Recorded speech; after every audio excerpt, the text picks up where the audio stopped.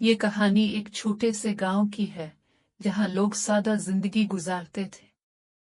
इस गांव में अकरम नाम का एक गरीब किसान रहता था जो ईमानदारी और दियानतदारी के लिए मशहूर था। एक दिन गांव का एक अमीर ताजिर सफर पर जाने से पहले अपनी सारी जमा पूंजी अकरम के पास अमानत के तौर पर रख गया। उसने कहा, अकरम भाई, ये मेरे पास महफूज रहेगा, मुझे आप पर भरोसा है। दिखाया जाए कि ताजिर सोना स्लैश पैसा दे रहा है और अकरम हिफाजत का वादा कर रहा है।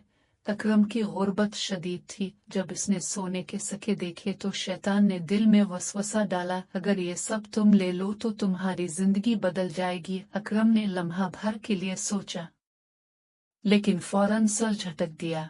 अकरम के चेहरे पर कशमकश दिखाई जाए। गांव के कुछ लोग अकरम को अलिफाकसाने लगे, अकरम, इतना सोना तेरे पास है, कौन देख रहा है? ले ले, अमीर बन जा। मगर अकरम ने जवाब दिया, अमानत में खियानत करना सबसे बड़ा गुनाह है।